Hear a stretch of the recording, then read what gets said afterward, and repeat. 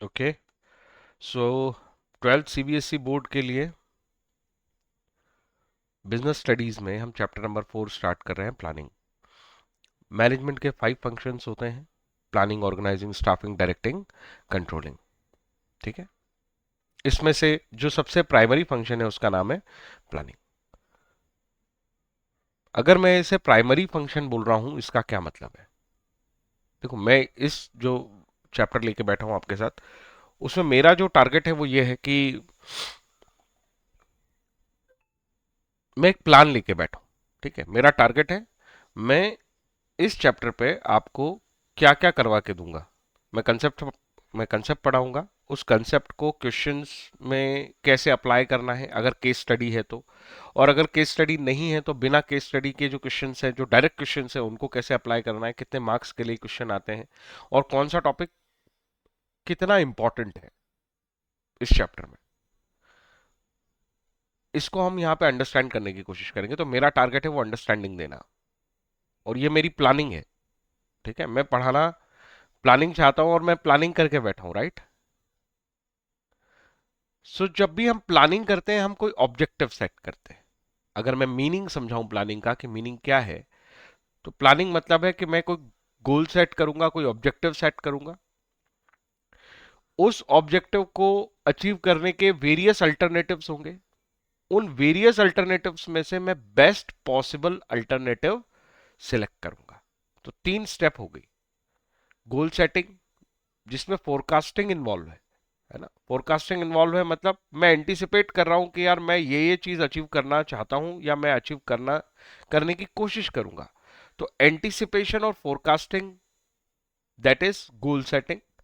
Analysis किसका करूंगा, कौन कौन सी मेथड्स या प्रोसेस हो सकती है जिन्हें मैं अप्लाई करके इस ऑब्जेक्टिव को अचीव करना चाहता हूं।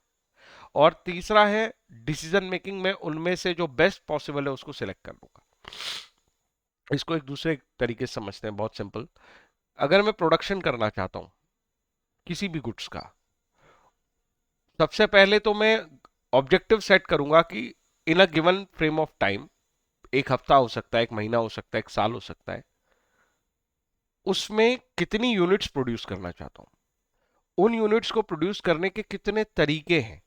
तो पहला काम हो गया, कितनी यूनिट प्रोड्यूस करना चाहता हूं in a given period of time, ये मेरा ऑब्जेक्टिव हो गया। कितने तरीके हैं जिनसे वो अचीव किया जा सकता है, मतलब वो प्रोडक्शन किया जा सकता है। एग्जांपल के लिए लेबर इंटेंसिव मेथड भी हो सकती है, कैपिटल इंटेंसिव मेथड भी हो सकती है। लेबर इंटेंसिव का मतलब है जहां पे हम वर्क फोर्स का ज्यादा इस्तेमाल करेंगे, कैपिटल इंटेंसिव का मतलब है जहां पे हम प्लांट एंड मशीनरी का ज्यादा इस्तेमाल करेंगे। इसमें से बेस्ट कौन सा है जो मुझे सूट करता है, जिस एरिया में मैंने प्लांट लगाया है, क्या मेरे पास वहां पे वर्कफोर्स अवेलेबल है, या मेरे पास बजट कितना है फाइनेंशियली, क्या मेरे लिए ये पॉसिबल है कि मैं मशीन्स खरीद पाऊंगा। तो इन सारे सिनारियोज को हम कहेंगे कि हम एनालाइज करेंगे, और एनालिसिस करके हम बेस्ट पॉसिबल मेथड को सिलेक्ट करेंगे ताकि वो गोल या ऑब्जेक्टिव अचीव हो पाए। तो प्लानिंग का सीधा सा लॉजिक है कि मुझे कोई गोल या ऑब्जेक्टिव अचीव करना है, उसके लिए मुझे सोचना है कितने तरीके हो सकते हैं, और उन सारे तरीकों में से कोई बेस्ट पॉसिबल तरीका मुझे ढूंढ के निकालना है।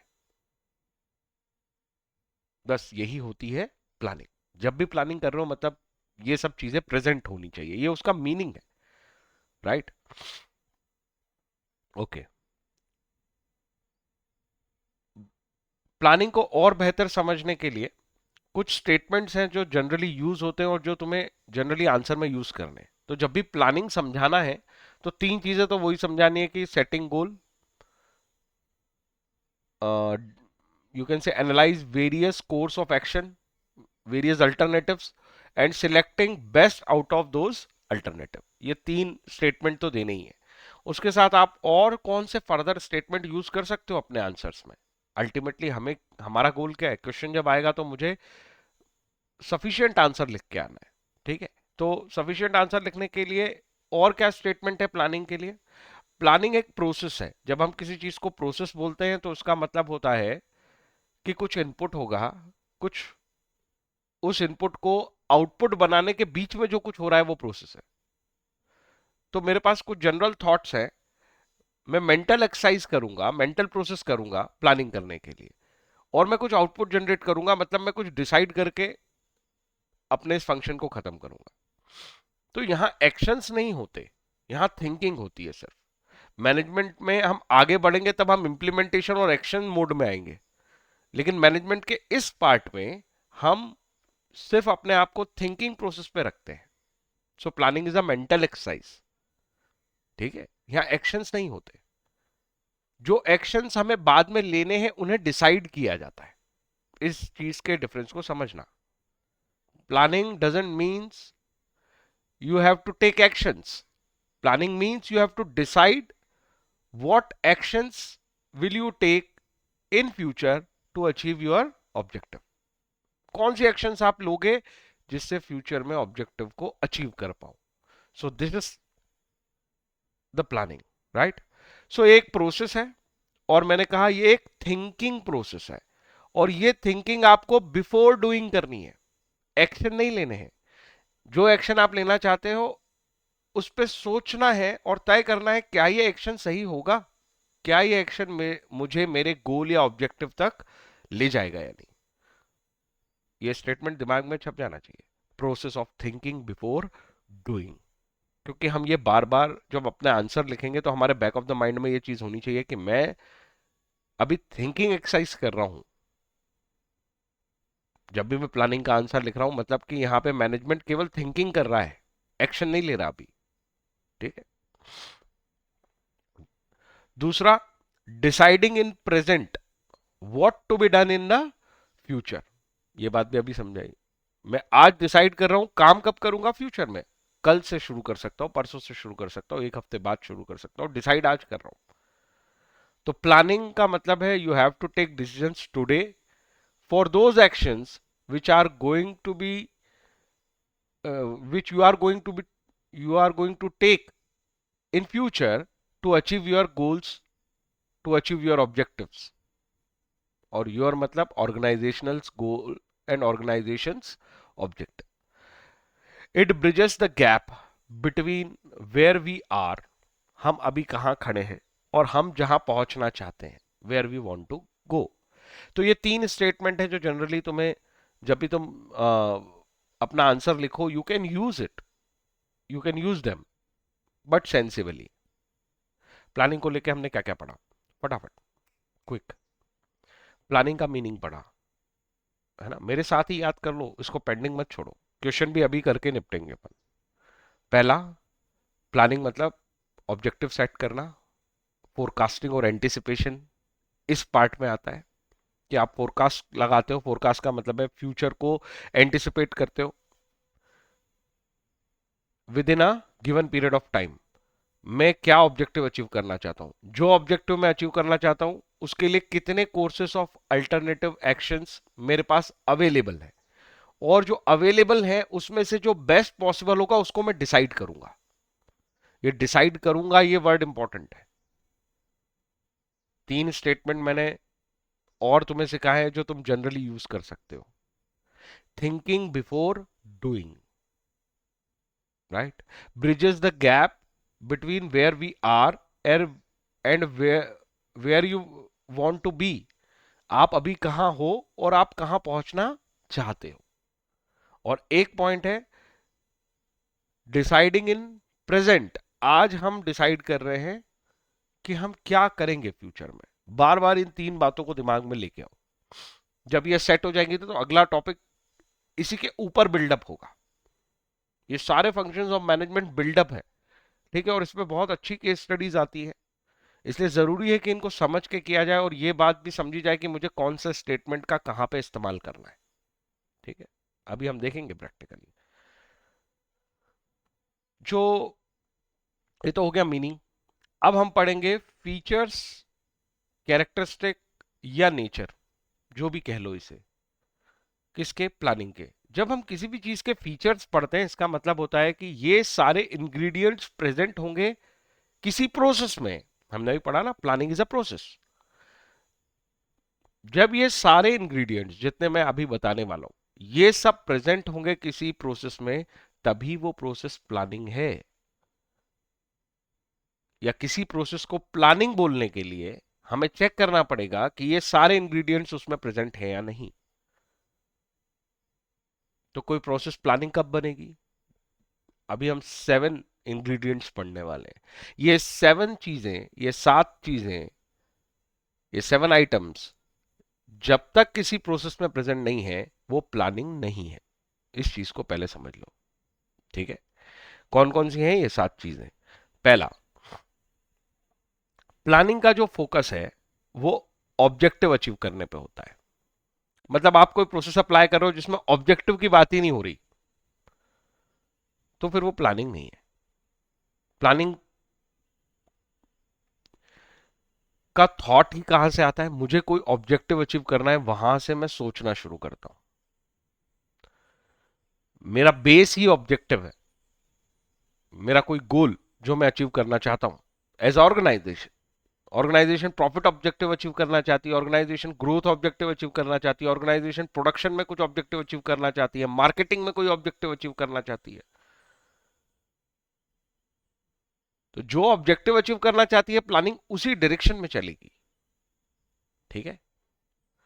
तो सबसे पहली इंपॉर्टेंट बात है कि हमारा फोकस है कोई ऑब्जेक्टिव अचीव करना। ये तो हो गई एक हेडिंग जो हमारे दिमाग में सेट करनी है हमको। इस हेडिंग को एक्सप्लेन कैसे करना है? ये हेडिंग क्वेश्चन में आएगी, केस स्टडीज में आएगी। आप किन वर्ड्स में इसको डिस्क्राइब करना है? सो प्लानिंग में हम गोल सेट करते हैं along with activities to achieve it. केवल गोल नहीं सेट करते हैं, गोल तो सेट होता ही है, साथ में ये भी तय कर लेते हैं कि कौन सी एक्टिविटीज करके हम उस गोल तक पहुंचेंगे। अभी 3 ऊपर पॉइंट पढ़ाए थे, setting goal and objective, analyse various alternatives to achieve it and selecting best out of it. तो सिर्फ गोल सेट कर लेना है अपने लिए, सिर्फ टारगेट सेट कर लेना है, no, that is not planning. Target set करने के साथ कौन सी बिजनेस एक्टिविटी होंगी उसको डिसाइड करके उठो, राइट? केवल टारगेट सेट करना काफी नहीं है। कौन सी एक्टिविटीज हैं जो तुम्हें परफॉर्म करनी पड़ेगी उस ऑब्जेक्टिव को अचीव करने के लिए, वो उसका इंटीग्रल पार्ट है, तभी प्लानिंग बनेगी। तो इस पॉइंट को जब भी समझाना है, ये स्पेसिफिकली मेंशन करना है, गोल सेट करने से प्लानिंग स्टार्ट होती है, ठीक है? लेकिन प्लानिंग एंड कहां होती है? जब हम उस गोल को अचीव करने की एक्टिविटीज भी डिसाइड कर लेते हैं। तो goal setting along with activities to achieve it, ठीक है? So we can say planning is a purposeful process, है ना? मैं यहां प्रोसेस भी लिख सकता हूं, एक्टिविटी भी लिख सकता हूं।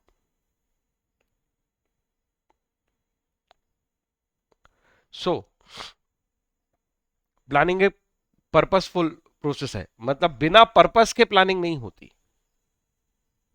Question, planning is a purposeful process, how and why, ऐसा आ सकता है। तो हमें इन्हीं वर्ड्स को यूज करके एक प्रॉपर स्टेटमेंट देना पड़ेगा कि प्लानिंग पर्पसफुल क्यों कहलाती है। इसलिए कहलाती है क्योंकि प्लानिंग शुरू होती है गोल सेटिंग से, और ना सिर्फ गोल सेटिंग से, बल्कि वो एक्टिविटीज भी डिसाइड करती है जिनसे वो गोल को अचीव किया जाएगा। I hope it is clear. Planning is a primary function of management. Primary function of management का क्या मतलब है? देखो, प्राइमरी फंक्शन, यहां से मैंने शुरू किया था लेक्चर। मैनेजमेंट के कई सारे फंक्शंस है ना, planning, organising, staffing, directing, controlling, तुम्हारे तो चैप्टर्स के नाम हैं। हम हर फंक्शन के लिए एक चैप्टर पढ़ने वाले हैं, और मैनेजमेंट फंक्शंस का पहला चैप्टर पढ़ रहे हैं, प्राइमरी फंक्शन पढ़ रहे हैं, प्लानिंग। प्राइमरी किसी चीज को तब बोला जाता है जो बेस क्रिएट करता है। तुमने जब पढ़ाई की तो होती प्राइमरी क्लासेस, जहां पे बेस क्रिएट हुआ, तुमने एबीसीडी जहां सीखी, बाद में तुमने पोयम सीखी, फ्रेजेस पढ़ना सीखे, अब तुम आराम से स्टेटमेंट बनाते हो, आंसर लिखते हो। इन सब का बेस कहां तैयार हुआ था? प्राइमरी क्लासेस में एबीसीडी सीखी थी, फिर वर्ड्स पढ़ना सीखे थे, लिखना सीखे थे, समझना सीखे थे। प्लानिंग भी कुछ ऐसा ही रोल प्ले कर रही है पूरे मैनेजमेंट फंक्शन में। सबसे पहले प्लानिंग होती है कि ऑब्जेक्टिव क्या अचीव करने हैं और उन ऑब्जेक्टिव्स को अचीव करने के लिए कौन कौन सी एक्टिविटीज परफॉर्म करनी पड़ेगी, ये सब डिसाइड हो जाता है। तो बाद में जो ऑर्गेनाइजिंग करोगे, स्टाफ रखोगे, डायरेक्ट करोगे उनको और उन लोगों को कंट्रोल करोगे। तो ये जो ऑर्गेनाइजिंग, स्टाफिंग, डायरेक्टिंग, कंट्रोलिंग होने वाला है, ये सब का जो बेस है वो है प्लानिंग, क्योंकि गोल तो पहले ही सेट हो गया और एक्टिविटीज भी सेट हो गई उस गोल को अचीव करने के लिए। तो मैनेजमेंट के सारे फंक्शंस में प्राइमरी फंक्शन प्लानिंग है। प्लानिंग के बिना ऑर्गेनाइजिंग नहीं हो सकती। पहले प्लानिंग करनी पड़ेगी, पहले एबीसीडी सीखनी पड़ेगी, तब स्टेटमेंट बना पाओगे, तब सेंटेंस लिख पाओगे। ऐसे ही मैनेजमेंट तब कर पाओगे जब पहले प्लानिंग की हो, तब फिर तुम ऑर्गेनाइजिंग, स्टाफिंग, डायरेक्टिंग, कंट्रोलिंग कर पाओगे। जितना अच्छा प्लान बनाओगे उतना आसान हो जाएंगे आगे के फंक्शन। आगे के फंक्शंस की सारी सक्सेस प्लानिंग पे डिपेंड करती है।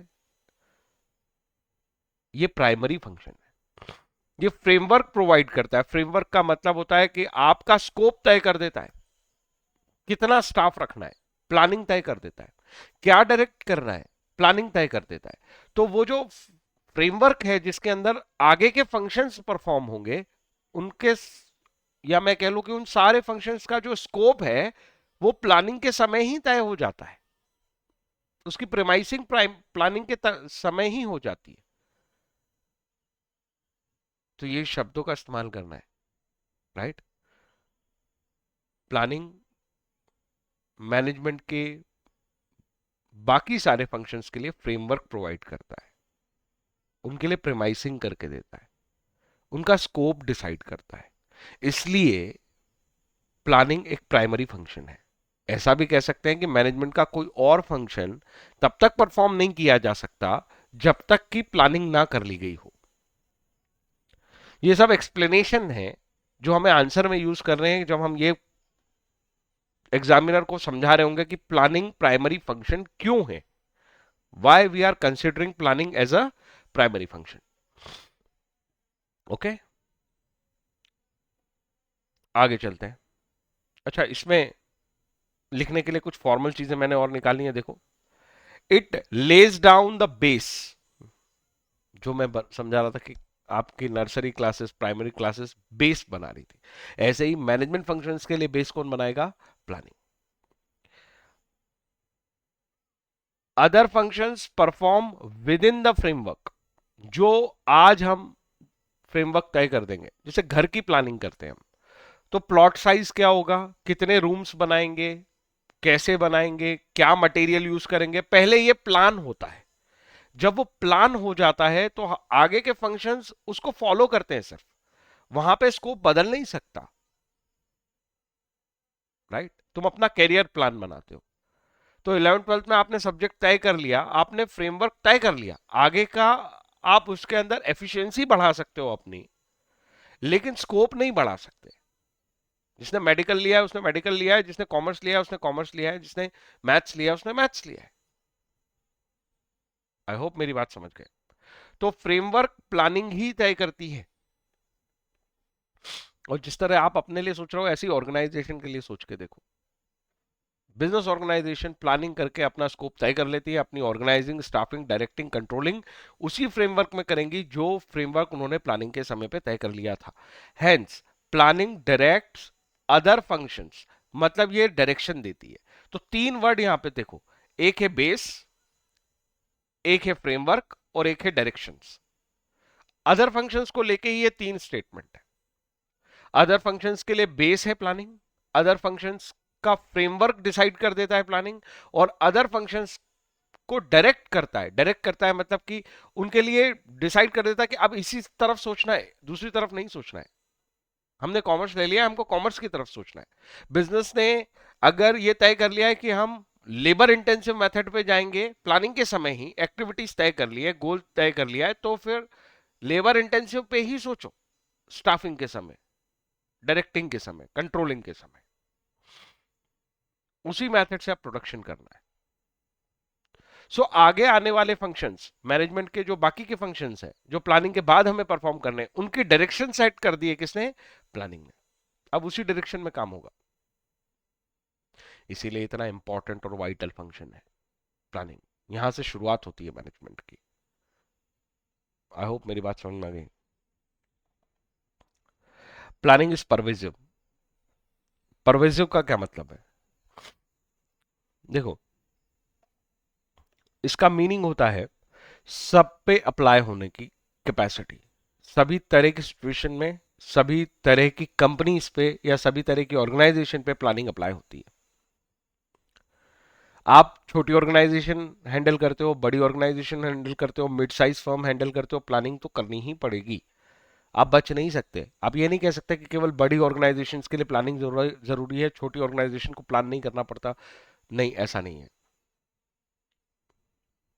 It is pervasive. परवेजिव मतलब it will apply to all size, all nature. मैं एक प्रोडक्शन यूनिट हूं तो प्लानिंग करूंगा।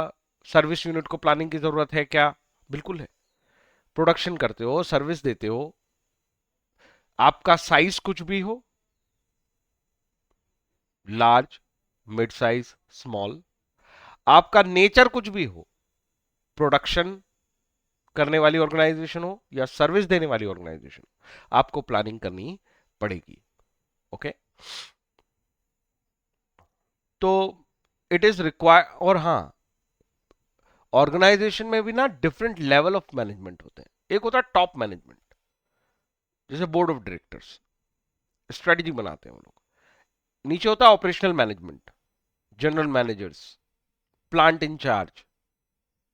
वो भी मैनेजमेंट ही करते हैं, एक्चुअल काम वर्कर से करवाते हैं, डायरेक्शन ही देते हैं।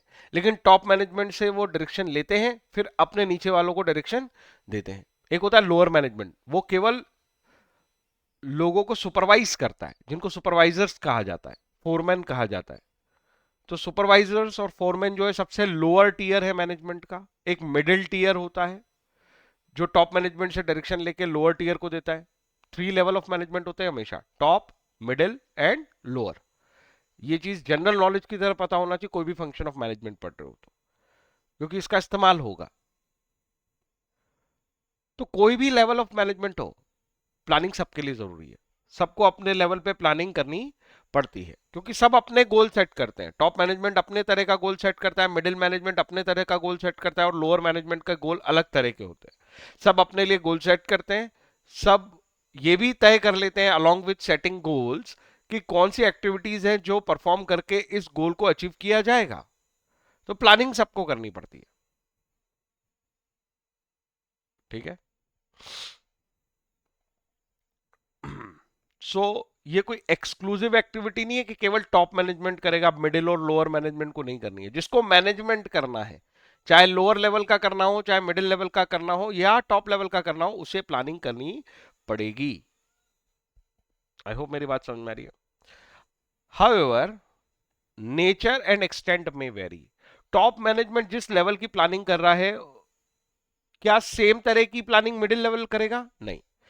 मिडिल लेवल को एडमिनिस्ट्रेटिव प्लानिंग करनी है। टॉप लेवल को जो प्लानिंग करनी हो उसमें मार्केट में कौन सी अपॉर्चुनिटी प्रेजेंट है, उसके लिए प्लानिंग करता है। मिडिल लेवल प्लानिंग करता है मेरे को एडमिनिस्ट्रेशन कैसे करना है, और लोअर लेवल मैनेजमेंट प्लानिंग ये करता है कि मेरे को मोटिवेशन और लीडरशिप कैसे करनी है वर्कर्स की।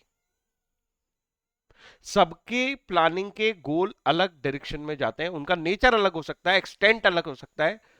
जब कोई टॉप मैनेजमेंट प्लानिंग करता है उसमें पूरी ऑर्गेनाइजेशन सिलेक्ट होती है। मिडिल लेवल मैनेजमेंट अपने प्लांट या अपने डिपार्टमेंट के लिए प्लानिंग करता है, और लोअर मैनेजमेंट को जितने वर्कर उसके अंडर में दिए गए केवल उनके लिए प्लानिंग करता है। तो एक्सटेंट अलग अलग हो सकता है। किसी के स्कोप में पूरी ऑर्गेनाइजेशन और सारी ऑर्गेनाइजेशन के सारे रिसोर्स और सारे एम्प्लॉय आते हैं। किसी के प्लानिंग लेवल में केवल अपना डिपार्टमेंट आता है, और किसी के लेवल में केवल और केवल उसे जितने लोग असाइन किए गए उसके अंडर में उतने ही लोग आते हैं।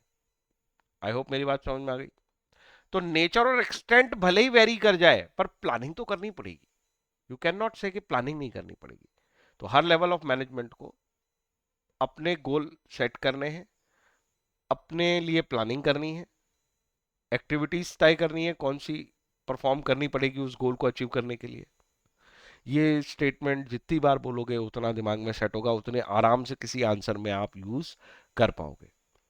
ठीक है। Planning is continuous. देखो जी, कंटिन्यूअस का क्या मतलब होता है? प्लानिंग ऐसा नहीं है कि आज मैंने कर ली, अब छुट्टी हो गई, अब एक साल तक केवल एक्शंस करूंगा, अब प्लान कभी नहीं करूंगा। तो प्लान का भी मतलब बताया था, गोल सेट किया, कौन कौन से वेरियस अल्टरनेटिव हो सकते हैं उस गोल को अचीव करने के लिए, उनको एनालाइज किया, उसमें से बेस्ट पॉसिबल ढूंढ लिया। अब वो जो हमने बेस्ट पॉसिबल ढूंढ दिया, अब उसके बाद प्लानिंग के बाद उसे इंप्लीमेंटेशन का समय आएगा ना। तो आज प्लानिंग कर लिया, अब साल भर बस मैं वही काम करूंगा जो मैंने प्लान कर लिया था। No, it is not done. ऐसा नहीं होता, ऐसा पॉसिबल नहीं है। क्योंकि आपने जो भी कुछ प्लान किया उसके लिए आपने कुछ चीजें एंटिसिपेट कर रखी है, एक्सटर्नल एनवायरनमेंट में, इंटरनल एनवायरनमेंट में। जैसे पढ़ाई को लेके सपोज एग्जांपल आपने प्लानिंग कर ली कि मैं आज प्लानिंग कर रहा हूं 8 घंटे रोज पढ़ूंगा, उसमें से 2 घंटे इस सब्जेक्ट को दूंगा, 2 घंटे इस सब्जेक्ट को दूंगा, 2 घंटे इस सब्जेक्ट को दूंगा और बाकी 2 घंटे में रिवीजन करूंगा। रोज 8 आवर्स की स्टडी प्लान कर लिया आपने एग्जाम टाइम के लिए। आखिरी जो 8, 1 महीना 1.5 महीना जो भी प्रिपरेशन मिलेगी, उसमें आपने 8 घंटे की प्लानिंग कर रखी है। अब उसमें सबको 2-2 घंटे देके बैठ गए, आप आपने एक तरीका ढूंढ लिया और बोले इससे हम जो है गोल अचीव कर लेंगे अपना, पूरा सिलेबस हो जाएगा, रिवीजन भी हो जाएगा, मुझे कॉन्फिडेंस भी आ जाएगा। अब होता ही है कि अचानक से आपकी तबीयत खराब हो जाती है किसी दिन, 2-4 दिन वेस्ट हो जाते हैं, 8 घंटे आप पढ़ ही नहीं पा रहे हो। अब प्लान बदलना पड़ेगा ना। कौन कौन से चैप्टर उन दिनों में हो जाने थे वो नहीं हो पाए। तो ऐसे बहुत सारे फैक्टर्स हो सकते हैं, क्योंकि आप कोई ऐसे वैक्यूम में नहीं बैठे हो। ऑर्गेनाइजेशन भी वैक्यूम में काम नहीं कर रही है। कभी वर्कर स्ट्राइक कर रहे हैं, कभी गवर्नमेंट पॉलिसी चेंज कर रही है, कभी इंटरनल मैटर है, कभी एक्सटर्नल मैटर है। तो जिस तरीके से आपके लिए रोज सिनारियो चेंज होते हैं, ऑर्गेनाइजेशन के लिए भी रोज सिनारियो चेंज होते हैं। और अगर सिनारियो चेंज होते हैं तो you have to plan again. आपको उसमें एडजस्टमेंट भी करने पड़ेंगे। और ये तो चलो हुआ एक तरह का की बात, दूसरी तरह से भी समझ लो। सपोज आपने बहुत अच्छा प्लान बनाया था 10 दिन के लिए और 10 दिन तक वो प्रॉपर चला। 1 साल के लिए बनाया था, 1 साल के लिए चला। 1 साल बाद क्या उसी प्लान को अगले साल के लिए इंप्लीमेंट कर दें, या फिर से मुझे गोल सेट करना पड़ेगा, फिर से मुझे कौन कौन से वेरियस अल्टरनेटिव अवेलेबल है उस पर एनालाइज करना पड़ेगा और उसमें से बेस्ट चुनना पड़ेगा। बिल्कुल दोबारा चुनना पड़ेगा, क्योंकि अगले साल तक कंडीशंस बदल जाएंगी, मार्केट में चेंजेस आ जाएंगे, नए प्लेयर्स आ सकते हैं, नए कॉम्पिटिटर आ सकते हैं, प्रोडक्ट आउटडेटेड हो सकता है, टेक्नोलॉजिकल एडवांसमेंट आ सकता है, ढेरों चीजें हैं जो मार्केट में बदल जाएंगी। बिना एनालाइज किए आप पिछले साल का प्लान इस साल अप्लाई नहीं कर पाओगे। सो ये जो प्रॉब्लम्स हैं कि आप वैक्यूम में नहीं बैठे हो, इन्वायरमेंट बदलता है। इस वजह से हम कहेंगे कि ये जो प्रोसेस है ना प्लानिंग की, ये कंटिन्यूअस प्रोसेस है। आप इससे कभी अपना ध्यान नहीं हटा सकते। आपको कंटिन्यूअसली सोचना पड़ेगा कि मैंने जो प्लान बनाया है वो काम का भी है, अभी रिलेवेंट है, अभी वो मुझे मेरे टारगेट अचीव करके देगा या नहीं दे पाएगा, या पिछले साल का प्लान मैं एज इट इज अप्लाई कर सकता हूं या नहीं कर सकता हूं, उसके लिए भी सोचना पड़ेगा ना। तो प्लानिंग तो करनी ही पड़ेगी। आई होप मेरी बात समझ में आई। ये कंटिन्यूअस में क्या क्या वर्ड से समझाना है हमको, देखो। क्योंकि प्लानिंग किसी एक पीरियड के लिए की जाती है, सबसे पहले ही हमने पढ़ा सेटिंग ऑब्जेक्टिव के साथ ही लिखना है इस चीज को, कि गोल सेटिंग होती है फॉर अ स्पेसिफिक पीरियड। आप 1 साल के लिए प्लान कर सकते हो, आप 5 साल के लिए प्लान कर सकते हो, पर पीरियड तो तय करना पड़ेगा। You can plan for short term, you can plan for long term, but you have to specify the period कि आप कितने पीरियड के लिए प्लान कर रहे हो। तो क्योंकि प्लानिंग किसी स्पेसिफाइड पीरियड के लिए होती है, देखो पीछे से ही सपोर्ट मिल रहा है, और जहां अभी हम पढ़ रहे हैं ये आगे सपोर्ट देने वाला है।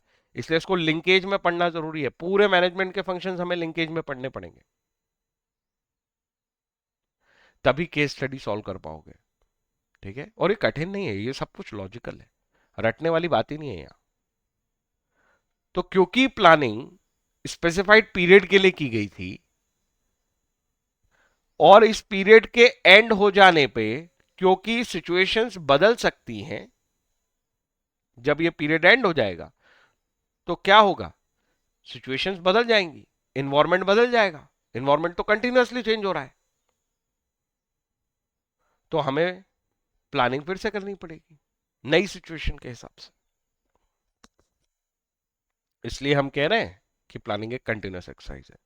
तो जब भी इस पे सवाल होगा केस स्टडी में या direct question, how can you say planning is a continuous exercise, how can you say planning is a continuous process, क्यों, हमें आंसर में क्या लिखना है, क्योंकि प्लानिंग किसी स्पेसिफाइड पीरियड के लिए की जाती है, जो गोल सेट किया था वो किसी स्पेसिफाइड पीरियड के लिए था, जो एक्शंस डिसाइड की थी वो किसी स्पेसिफाइड पीरियड के लिए थी, और वो स्पेसिफाइड पीरियड बीत जाए या छोड़ो वो स्पेसिफाइड पीरियड ना भी बीते, पर इन्वायरमेंट में तो इन्वायरमेंट तो कंटिन्यूअसली चेंज होता रहता है। ये ऑलरेडी थर्ड चैप्टर में पढ़ चुके होगे कि इन्वायरमेंट तो बदलता रहता है, एक इंटरनल इन्वायरमेंट है, एक एक्सटर्नल इन्वायरमेंट है। तो क्योंकि इन्वायरमेंट बदल गया है, आपने जो एक्शंस लिए थे हो सकता है वो आउटडेटेड हो गए हों, इररिलेवेंट हो गए हों, उनका कोई मतलब ही नहीं बचा हो। इस वजह से मुझे फिर से प्लान करते रहना पड़ेगा, मुझे इस चीज का ध्यान रखना पड़ेगा कि मेरा डिसाइड किया हुआ ऑब्जेक्टिव या मेरे डिसाइड किए हुए एक्शंस, उस ऑब्जेक्टिव को अचीव करने वाले एक्शंस वो आउटडेटेड ना हो जाए, वो इररिलेवेंट ना हो जाए, इसलिए मुझे कंटिन्यूअसली प्लान करना पड़ेगा। इस तरीके से हम उसका आंसर लिखेंगे। ठीक है, अगला पॉइंट देखो, ये ऐसे करके कंक्लूजन बनेगा। देखो, since planning is prepared for specific period, at the end of that period new plan is required as per new conditions, as per new situations, because the environment is changing continuously, hence planning is continuous responsibility of management। मेरे साथ साथ इन notes को बना लेना, इतने notes sufficient होंगे, इतने word sufficient होंगे किसी भी तरह का आंसर हैंडल करने के लिए जो कि फीचर्स ऑफ प्लानिंग पे पूछा जाएगा। और मैं बता रहा हूँ फीचर्स ऑफ प्लानिंग पे भयंकर क्वेश्चन है, मैं दिखाऊंगा अभी। एक अच्छा खासा पार्ट है फीचर्स ऑफ प्लानिंग पे। तो हम टॉपिक वाइज कितने क्वेश्चन है टॉपिक के साथ ही खत्म कर देंगे। इंपॉर्टेंस ऑफ प्लानिंग पे बहुत क्वेश्चंस है, लिमिटेशन ऑफ प्लानिंग पे बहुत क्वेश्चंस है, टाइप ऑफ प्लान पे बहुत क्वेश्चंस है। ये मेजरली ये 4 टॉपिक 5 टॉपिक है, तो किस तरह से वो क्वेश्चन पूछेंगे, तो यही कंटेंट यूज करना है उनका आंसर करने के लिए। राइट, आगे चलो। ये कंटेंट आपको केस स्टडी समझने में हेल्प करेगा, और ये कंटेंट आपको इस चीज में भी हेल्प करेगा कि मुझे आंसर कैसे करना है। Okay, planning is futuristic. देखो, फ्यूचरिस्टिक का क्या मतलब होता है, हमेशा फ्यूचर को देख के, फ्यूचर को एंटिसिपेट करके प्लानिंग की जाती है। हमेशा फ्यूचर को एंटिसिपेट करके प्लानिंग की जाती है। देखो,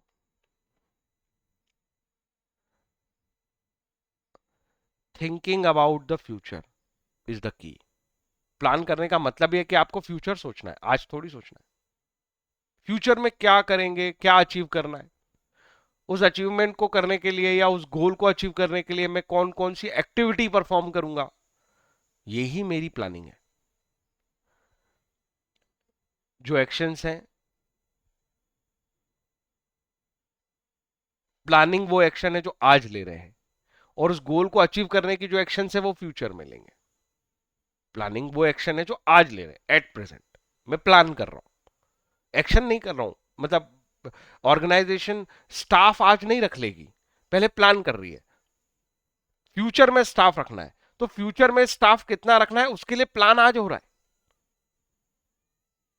आई hope you are getting. Action present में लिए जा रहे हैं, कौन सा एक्शन, सोचने का। करने का एक्शन कब होगा, फ्यूचर में। थिंकिंग भी तो एक्शन है ना। सो thinking about the future for doing actions in present.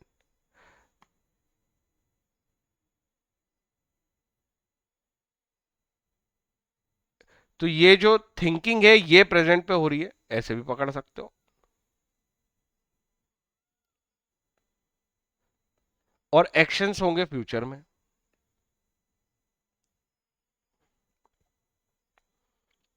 ठीक है, हम आज सोच रहे हैं कि फ्यूचर में क्या करेंगे। Thinking before doing, bridge the gap between where we are and where we want to be. ठीक है, वो जो बेसिक कंसेप्ट सिखाए हैं वही है सब। Planning is look into future, analyse it and predict it. सबसे पहले स्टेटमेंट में बता दिया था मैंने ये। प्रिडिक्शन करना, फोरकास्ट और एंटिसिपेट करना। जो वेरियस कोर्स ऑफ एक्शंस हैं उनको एनालाइज करना। ठीक है, तो हमें फ्यूचर में देखना है तो एनालिसिस और प्रिडिक्शन से देख सकते हैं। ये तो टूल है जिससे हम फ्यूचर को देख सकते हैं, एनालिसिस एंड प्रिडिक्शन। ये बहुत इंपॉर्टेंट है, इस पे आगे के चैप्टर में भी बहुत कुछ काम आएगा। इवन मैं बताऊं तुम्हें, कंट्रोलिंग एक्टिविटी एक पढ़ेंगे जो बैकवर्ड लुकिंग है, और प्लानिंग जो है वो है फॉरवर्ड लुकिंग। फॉरवर्ड लुकिंग मतलब मैं आज से 1 साल आगे देख रहा हूं। कंट्रोलिंग में मैं बोलूंगा जो मैंने सोचा था वैसा हो रहा है या नहीं। सोचा था, मैं पास्ट देखूंगा, उससे कंपेयर करूंगा प्रेजेंट को। यहां पे मैं प्रेजेंट में बैठ के सोच रहा हूं मेरे को फ्यूचर में ये करना है, तो मैं फ्यूचर एक्टिविटीज पे काम कर रहा हूं। इसीलिए मैं कहूंगा planning is a forward looking. Present में बैठ के फ्यूचर एक्शंस को डिसाइड करना, प्रेजेंट में बैठ के फ्यूचर को प्रिडिक्ट करना, प्रेजेंट में बैठ के फ्यूचर में आने वाली सिचुएशंस को एंटिसिपेट करना, प्लानिंग है। ये फॉरवर्ड लुकिंग एक्सरसाइज है, क्योंकि हम सारी चीजें फ्यूचर को देख के कर रहे हैं। कंट्रोल पास्ट को देख के किया जाता है, प्लानिंग फ्यूचर को देख के की जाती है। So therefore it is a forward looking exercise. भाई ऐसे भी तो क्वेश्चन आएंगे ना जिसमें मिक्स फंक्शंस होंगे, प्लानिंग का भी हिस्सा होगा और कंट्रोलिंग का भी। ठीक है, और ये सब कुछ कंसेप्चुअल है, इसको रटोगे तो कुछ भी फायदा नहीं है। प्लानिंग को फॉरवर्ड लुकिंग क्यों कहा जाता है, इसका आंसर करना है तो कंसेप्चुअल बात है ना। हम प्रेजेंट में बैठ के फ्यूचर को एंटिसिपेट कर रहे हैं, हम प्रेजेंट में बैठ के फ्यूचर को प्रेडिक्ट कर रहे हैं, हम प्रेजेंट में बैठ के फ्यूचर के एक्शंस को डिसाइड कर रहे हैं। तो ये फॉरवर्ड लुकिंग हुआ। फ्यूचर इवेंट्स, कंडीशंस एंटिसिपेट कर रहे हो। फ्यूचर में कौन कौन सी घटनाएं हो सकती हैं, उसके लिए हमें कितना तैयार रहना पड़ेगा, उसके लिए क्या एक्शंस परफॉर्म करनी पड़ेगी अगर कोई एडवर्स सिचुएशन आती है तो, और अगर कोई अपॉर्चुनिटी आती है तो हम उसको एक्सप्लॉइट कैसे करेंगे। ये सब आज बैठ के सोच रहे हैं फ्यूचर के लिए। That means it is a forward looking exercise. I hope it is clear.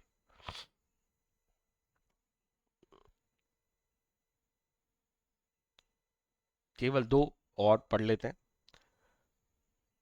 Planning involve decision making, ये बात मैंने मीनिंग ऑफ प्लानिंग में समझाई थी। 3 बेसिक फंडामेंटल पॉइंट्स थे मीनिंग ऑफ प्लानिंग में। Setting goals and objective for a specified period, analyse various courses of action, decide best possible out of it. उन various courses of action में से जो best है उसको मैं डिसाइड करूंगा, डिसीजन मेकिंग तक उठूंगा नहीं, तब तक प्लानिंग खत्म नहीं हो रही।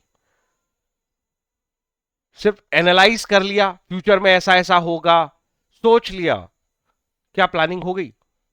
नहीं, ये केवल फोरकास्टिंग हुई है। वेरियस अल्टरनेटिव हम अप्लाई कर सकते हैं, ये सब क्या हुआ? ये आपने उसके सॉल्यूशन सोचे हैं, अपने लिए डिसाइड नहीं किया, तब तक प्लानिंग नहीं है। सारे सॉल्यूशन आप ही कर लोगे ऐसा जरूरी नहीं है ना। आपकी कैपेसिटी देखनी पड़ेगी, आपको आपकी स्ट्रेंथ देखनी पड़ेगी कि आप वो सॉल्यूशन के लायक भी हो या नहीं, आप वो कर भी पाओगे या नहीं। कोई ऑर्गेनाइजेशन सोच रही है कि हम तो इतना प्रोडक्शन इतना प्रोडक्शन करेंगे तो मार्केट में हम ग्रो कर जाएंगे, हम कॉम्पिटिटर को बीट कर देंगे। उन्होंने सोचा हम 1 लाख यूनिट बना के मार्केट में ले जाएंगे। फिर सोचा कि यार 1 लाख यूनिट बनाने के लिए वर्कर भी से भी बनाई जा सकती है, मतलब लेबर इंटेंसिव मेथड से भी हो सकता है और कैपिटल इंटेंसिव मेथड से भी हो सकता है।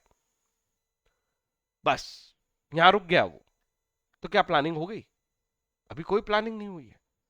आप कौन सा उसमें से चुन रहे हो ये डिसाइड नहीं कर रहे आप, तो प्लानिंग नहीं हो रही। क्योंकि आपको देखना पड़ेगा ना, आपके पॉकेट में पैसे होंगे तो कैपिटल इंटेंसिव मेथड लगेगी। फिर सप्लायर गुड्स देने, मतलब वो मशीन्स देने को रेडी है कि नहीं, इंडिया में वो मशीन्स अवेलेबल है या फॉरेन से लानी पड़ेगी, गवर्नमेंट अलाउ कर रही है कि नहीं। जब तक आप ये डिसाइड नहीं करोगे मैं कौन से मेथड से प्रोडक्शन करूंगा वो 1 लाख यूनिट, ताकि मैं मार्केट में कॉम्पिटिटर को बीट कर पाऊं जो मेरा टारगेट हो सकता है, तब तक प्लानिंग नहीं होगी। बिना डिसीजन किए प्लानिंग खत्म नहीं होती। फ्यूचर को देख लेना प्लानिंग नहीं है। फ्यूचर को देखने की कोशिश करो, फॉरवर्ड लुकिंग करो, कौन कौन से तरीके हैं जहां से मैं अपने गोल या ऑब्जेक्टिव को अचीव कर सकता हूं, और उन सारे तरीकों में से जो बेस्ट है उसको अपने लिए डिसाइड कर लो। डिसाइड तभी करोगे जब आप अपने ऊपर एनालाइज कर पाओगे कि हाँ मैं ये तरीके के लिए फिट बैठता हूं या नहीं, ये तरीका मुझे सूट करता है या नहीं। Okay, so planning involves decision making. Involves का मतलब होता है बिना डिसीजन मेकिंग किए प्लानिंग कंप्लीट नहीं होती, उसमें ये इंक्लूडेड पार्ट है, उसका बाय डिफॉल्ट पार्ट है। ओके, तो हमने जो वेरियस अल्टरनेटिव एनालाइज किए थे उसमें से सिलेक्शन करना पड़ेगा। ये जो सिलेक्शन वर्ड है यही कह रहा है कि आपने डिसाइड किया है बेस्ट पॉसिबल अल्टरनेटिव। दस decision making is a integral part of planning. इस पे ये इस स्टेटमेंट पे केस स्टडी बन जाएगी। How can you say planning is an integral part? तो आपको एक्सप्लेन करना पड़ेगा प्लानिंग इंटीग्रल पार्ट कैसे है। प्लानिंग इंटीग्रल पार्ट इसलिए है क्योंकि बिना डिसाइड किए प्लानिंग कंप्लीट होती ही नहीं। प्लानिंग का कोई सेंस ही नहीं है जब तक आपने डिसाइड नहीं किया उन वेरियस में से बेस्ट पॉसिबल कौन सा है। बेस्ट पॉसिबल का मतलब क्या है? केवल बेस्ट नहीं लिखा है, they are not writing only best. जो बेस्ट रास्ता है वो अपन ले सकते हैं, बेस्ट पॉसिबल। वो पॉसिबल वर्ड बता रहा है आपकी कैपेसिटी। प्रोडक्शन करने का बेस्ट तरीका कैपिटल इंटेंसिव हो सकता है पर आपके लिए पॉसिबल नहीं है, तो आपको तो लेबर इंटेंसिव पे जाना पड़ेगा और वो सिलेक्ट करनी पड़ेगी कि हम तो लेबर इंटेंसिव मेथड से ही प्रोडक्शन करेंगे। सो बेस्ट पॉसिबल का यहां पे मतलब आपके लिए कौन सा बेस्ट पॉसिबल है। बेस्ट रास्ता कौन सा है वो एनालाइज मत करो, वो तो दुनिया में बेस्ट रास्ते तो बहुत आसानी से पता चल जाते हैं किसी काम को करने के। लेकिन आपको कौन सा सूट करेगा उसके लिए प्लानिंग करनी पड़ती है।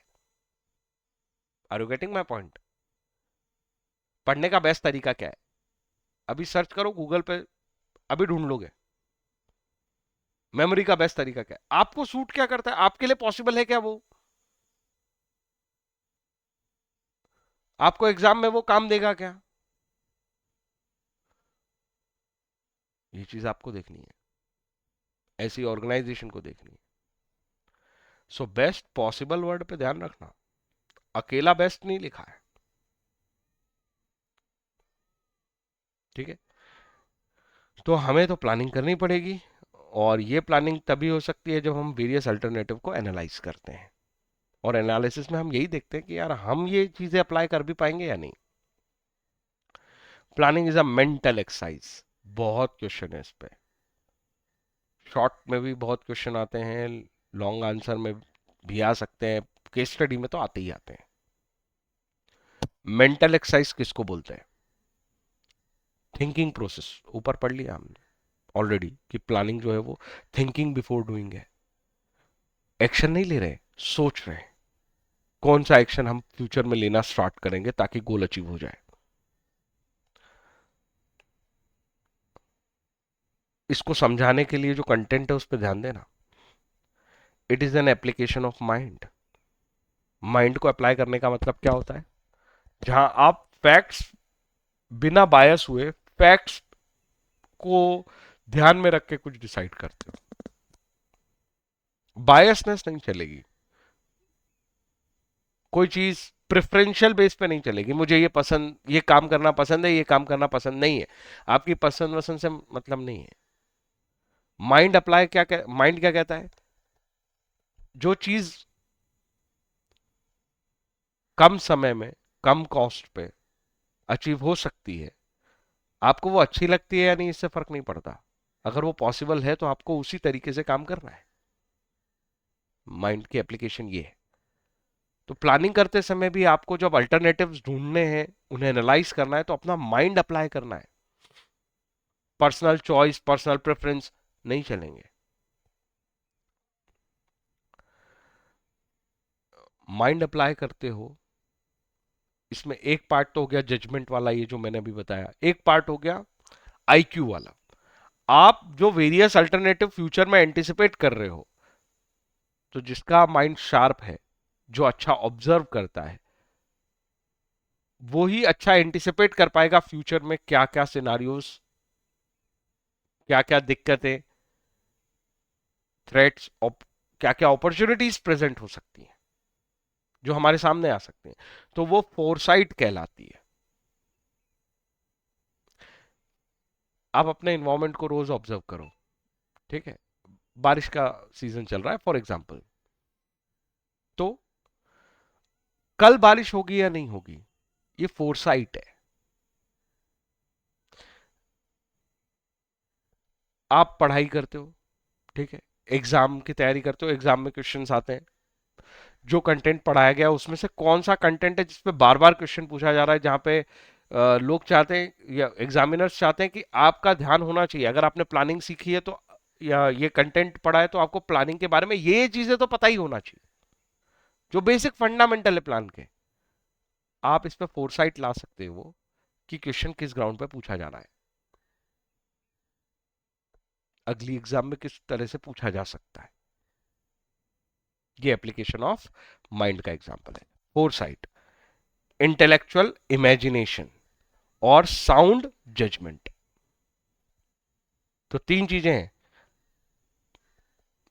एंटिसिपेट करना फोरसाइट, इमेजिनेशन, पर कैसी, इंटेलिजेंट, वियर्ड इन इमेजिनेशन नहीं, कुछ भी कल्पना, वैसा नहीं।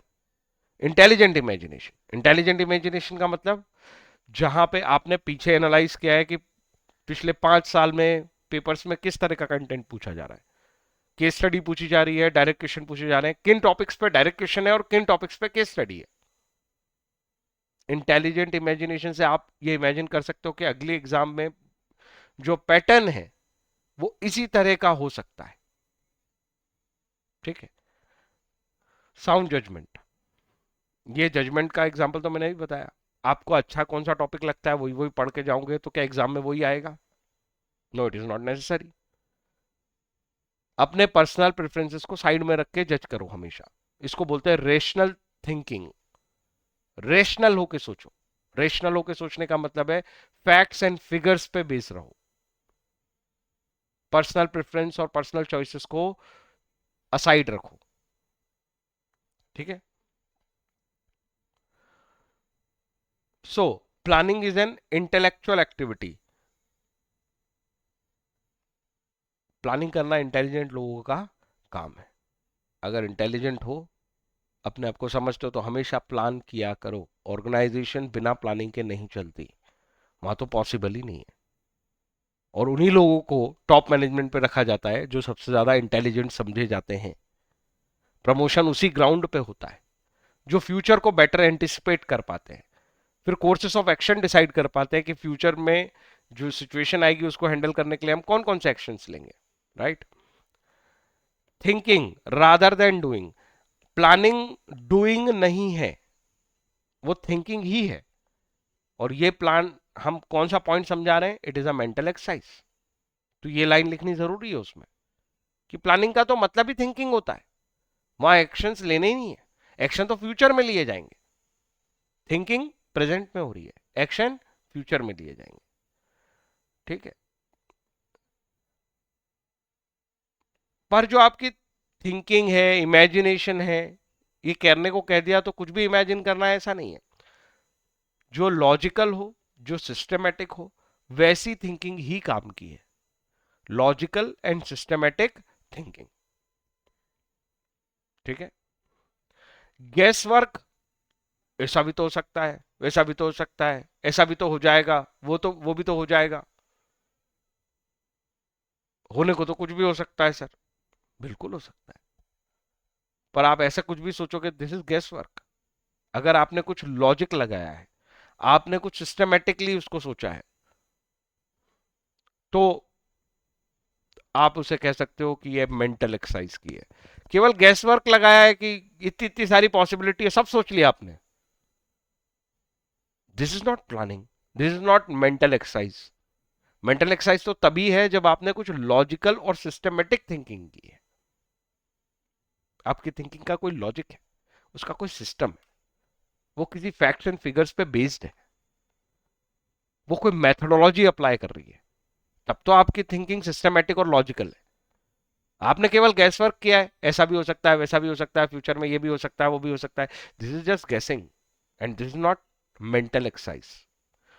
सो तीन इंपॉर्टेंट चीजें, फोरसाइट, फ्यूचर में जो होने की गुंजाइश है, इंटेलेक्चुअल इमेजिनेशन दूसरी चीज, और साउंड जजमेंट। ये तीनों का जब कॉम्बिनेशन बनाओगे तब लॉजिकल और सिस्टमेटिक थिंकिंग बनेगी, गैस वर्क से बाहर आओगे, उसको आप कहो कि आपने मेंटल एक्सरसाइज की है। और एक जनरल स्टेटमेंट तो है, प्लानिंग का मतलब ही थिंकिंग है रादर देन डूइंग। फ्यूचर में जो एक्शंस हमें परफॉर्म करने हैं, उन्हें हम आज थिंकिंग में ला रहे हैं, आज हम उन्हें सोच रहे हैं। I hope my point is clear. Okay,